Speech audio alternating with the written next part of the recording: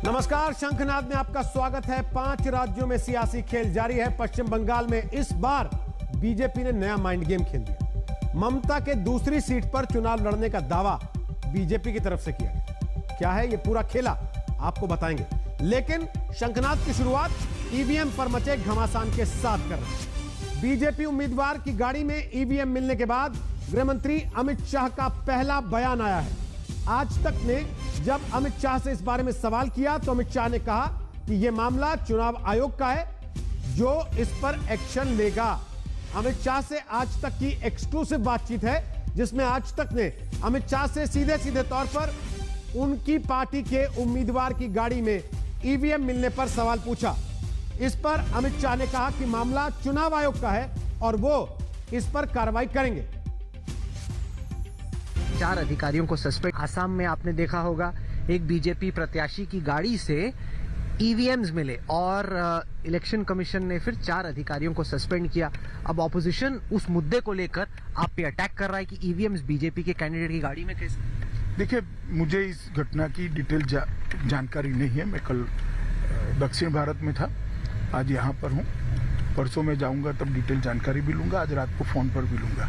परंतु हमने election commission को कोई भी कदम उठाने से नहीं रोका है। अगर ऐसा हुआ है तो कानून के हिसाब से इलेक्शन कमीशन ने कदम भी उठाने चाहिए और जिम्मेदारों पर सख्ती भी करनी चाहिए।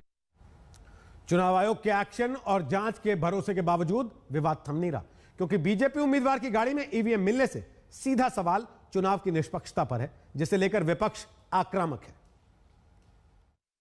बवाल की ये तस्वीरें और बयानों की फहरिस्त सीधे उस ईवीएम से जुड़ती है जिसे लेकर असम में पखेड़ा मचा हुआ है। जिस ईवीएम के भरोसे पूरे चुनाव की प्रक्रिया टिकी हुई है, उसे लेकर ऐसी लापरवाही बरती गई कि चुनाव की निष्पक्षता पर सवाल उठने लगे। असम में दूसरे चरण की वोटिंग खत्म होने के बाद जैसे ही प्राइवेट गाड़ी में ईवीएम मिलने की तस्वीरें सामने आई, हर ओर हंगामा मच गया। जब ये बात पता चली कि ईवीएम लेकर जा रही गाड़ी पाथरकांडी से बीजेपी उम्मीदवार कृष्णेंदु पॉल की है, ये पूरा हंगामा सियासी संग्राम में तब्दील हो गया और इसी बहाने बीजेपी विरोधियों के निशाने पर आ गई। जब भारतीय जनता पार्टी को कुछ नहीं मिलता तो फिर वो ईवीएम चोरी करते हैं। अब चुनाव आयोग की विश्वसनीयता पर भी सवाल खड़ा हो गया है। चुनाव आयोग को इनका संज्ञान लेना चाहिए, नहीं तो चुनाव आयोग पर लोग विश्वास करना छोड़ देंगे। किस तरह से बीजेपी प्रत्याशी के कार से ईवीएम बरामद हुआ है तो ये तो बहुत ही गंभीर मामला है। तो इस तरह जगह जगह से रिपोर्ट आ रही है ईवीएम जो है हमेशा बीजेपी वालों के पास मिलती हैं, तो इसको लेके एक शक पैदा हो गया। चुनाव आयोग को कोई कड़ा से कड़ा फैसला करना चाहिए और राष्ट्रीय स्तर पर ईवीएम के बारे में सोचना चाहिए कि जब लोगों का विश्वास नहीं है तो इस माध्यम से चुनाव हो या ना हो। ईवीएम को लेकर सवाल उठे तो चुनाव आयोग ने पूरी घटना पर सफाई दी। चुनाव आयोग के मुताबिक मतदान के बाद लौटते समय सरकारी गाड़ी खराब हो गई थी। ऐसे में मतदान अधिकारी और 3 सहायक कर्मचारियों ने एक गाड़ी को हाथ दिया और उसमें सवार हो गए। ये गाड़ी बीजेपी उम्मीदवार की गाड़ी निकली। आपकी गाड़ी थी कि नहीं थी सर? हाँ, वो हमारा गाड़ी, हमारा मिसेस का नाम का गाड़ी है। तो उस गाड़ी में ईवीएम कैसे बरामद हुए सर? ईवीएम क्या पोलिंग मशीन उस गाड़ी में क्या कर रहा था? नहीं, वो गाड़ी में नहीं था। आप कैंडिडेट है, एक कैंडिडेट की प्राइवेट गाड़ी में ईवीएम मशीन रख के लाई जा रही है, ऐसी इतनी जल्दबाजी, इतनी क्या मजबूरी थी? ना मैडम ऐसा नहीं है। हमको तो ये जानकारी भी नहीं है। हमको रात में पता चला ये घटना, हमको ये जानकारी भी नहीं है। जब आ रहे थे तब इन लोगों ने हेल्प मांगा। ये एज यूजुअल हमारा भाई ने बोला है ठीक है तुम लोग हमारा गाड़ी में उठ जाओ। वो कांग्रेस का भी एक कैंडिडेट था, उसका गाड़ी में भी एक आदमी उठा है। राहुल ने ट्वीट कर चुनाव आयोग की सफाई पर संदेह जताया और इस बहाने बीजेपी की नीयत पर सवाल उठा दिए।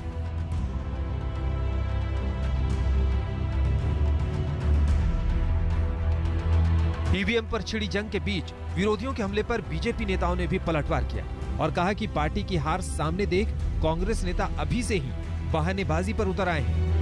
अपोजिशन एलिगेशन लगा रहा है, अगर अपोजिशन एलिगेशन लगा रहा है so you have the investigation agencies in place, let them do their task. उसमें ना उनको बयानबाजी करने की आवश्यकता है ना हमें।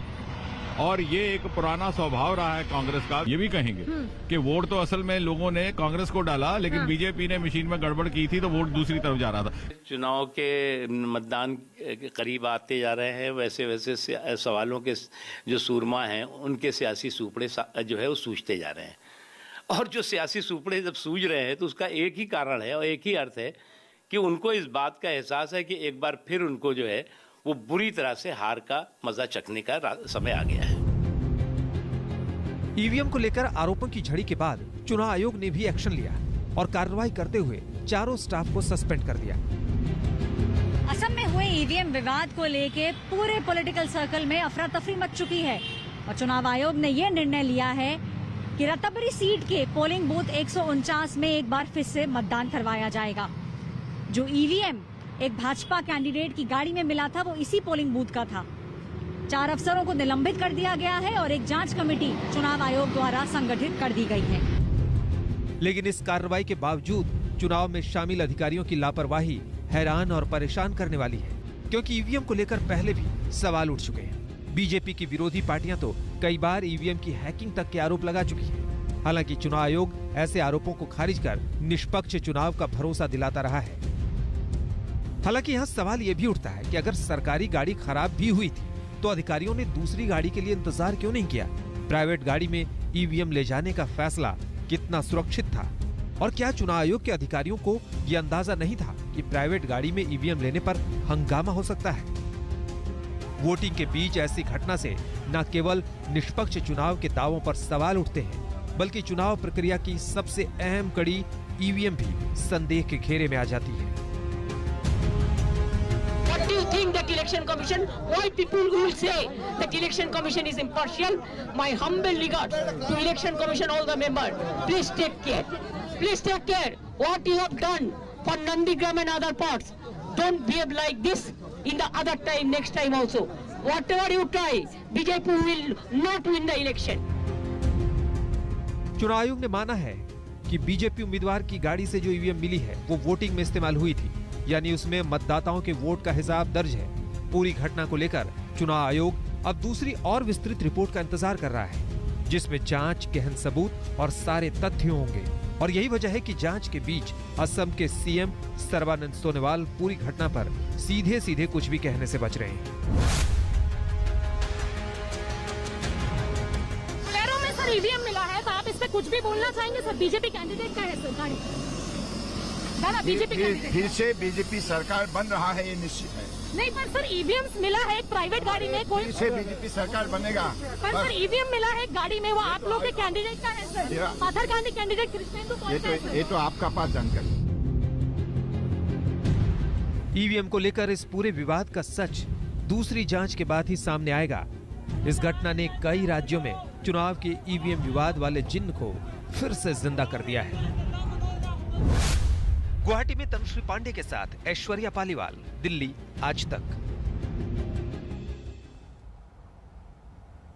तो एक तरफ ईवीएम को लेकर घमासान मचा है और दूसरी तरफ नंदीग्राम की जंग खत्म होने का नाम नहीं ले रही। कल नंदीग्राम में मतदान खत्म हो गया, लेकिन इसके साथ ही बीजेपी ने एक दांव खेल दिया। बीजेपी ने ममता के एक और सीट से चुनाव लड़ने की आशंका जताई, जिसने एक बार फिर बंगाल की सियासत को गरमा दिया। किसी एक सीट पर आखिर में फॉर्म भरने जा रही हो। दीदी खुद नंदीग्राम से चुनाव हार रही है। मित्रों, আমাদের মামাটি মানুষের খুব ভালো ভোট হয়েছে এবং নিশ্চিত। क्या नंदीग्राम में ममता बनर्जी हार रही हैं? क्या शुभेंदु अधिकारी दीदी को मान देने वाले हैं? क्या ममता बनर्जी अब दूसरी जगह से चुनाव लड़ने जा रही हैं? नंदीग्राम के मतदान के साथ ही इन सवालों ने पश्चिम बंगाल की सियासत को हिलाकर रख दिया है। बंगाल में राजनीति के सारे पैतरे आजमाए जा रहे हैं। इसे माइंड गेम कहें या फिर सियासी खेला, लेकिन अब बीजेपी ने ममता की दूसरी सीट से चुनाव लड़ने की हवा को तेज कर दिया है। जरा बताइए ये अफवाह में कितनी सच्चाई है? यहाँ जो लोगों में कानाफूसी चल रही है कि आप अचानक किसी एक सीट पर आखिर में फॉर्म भरने जा रही हो, क्या ये सच्चाई है क्या? 60 में से 50 से ज्यादा सीटें भारतीय जनता पार्टी जीत चुकी है। दीदी, आपका जाने का समय आ चुका है। अब आप बच नहीं सकती है।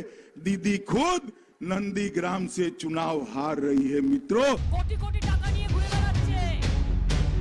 ममता ने भी मौके की नजाकत को समझा और आज तुरंत साफ कर दिया कि उनका कोई ऐसा इरादा नहीं है। ये बीजेपी की डर्टी पॉलिटिक्स है। चुनाव का पहले पुलिस आप लोगों को थोड़ा डराएंगे।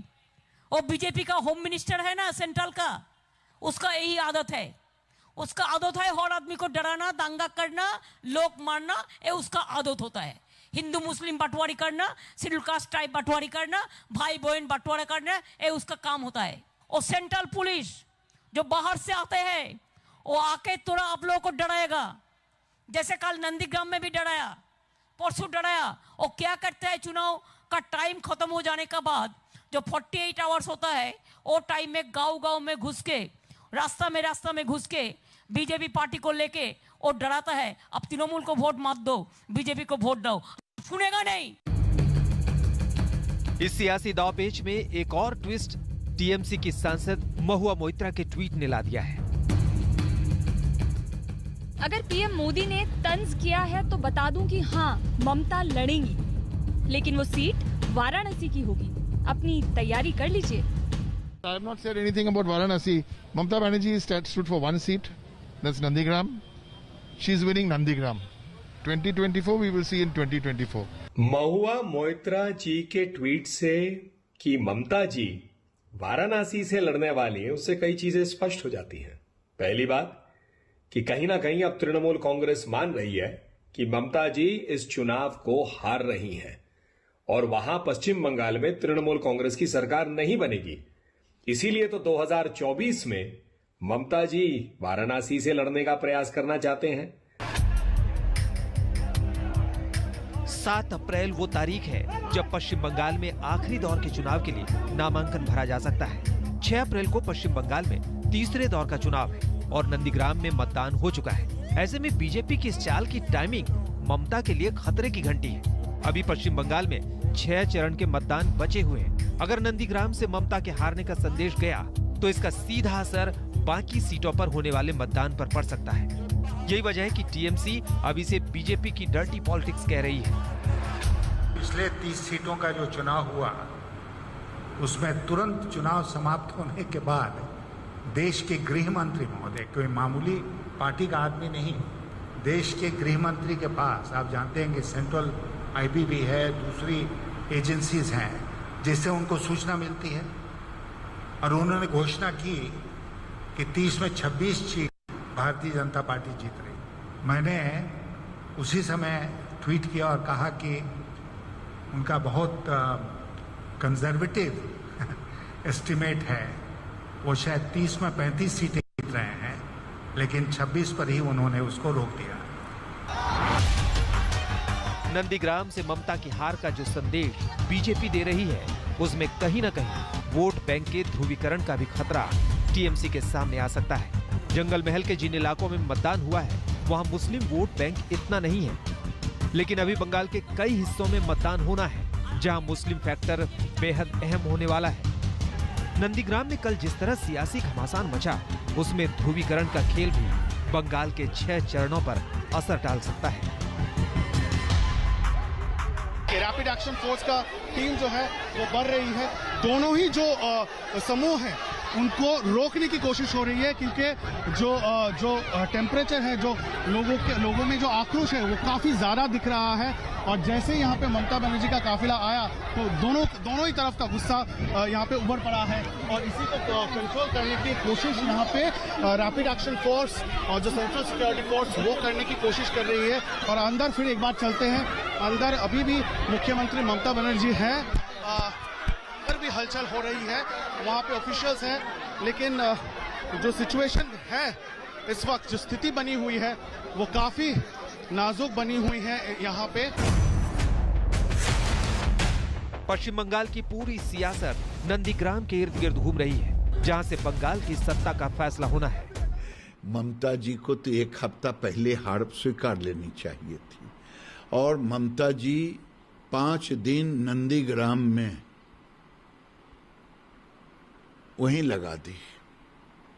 और ममता जी में अगर हिम्मत है तो शुभेंदु अधिकारी की तरह कहें कि अगर 2 मई को रिजल्ट में मैं हार गई तो राजनीति से इस्तीफा कर दूंगा, अगर है हिम्मत तो। दिल्ली के नेता थे, वो भी पहुंच गए थे वहां पर।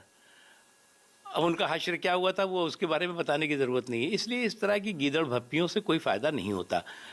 आपको अपने हिसाब किताब देना चाहिए, कामकाज का हिसाब किताब देना चाहिए कि आप जो है वो यहाँ जाएंगे, आप वहाँ जाएंगे, अब हम यहाँ से हारेंगे तो यहाँ गिरेंगे, हम यहाँ से हारेंगे तो यहाँ गिरेंगे, तो गिरो आप, यहाँ जाइए जहाँ गिरना चाहिए। पहले भवानीपुर सीट छोड़कर नंदीग्राम से ममता ने चुनाव लड़ने का ऐलान कर सबको चौंका दिया।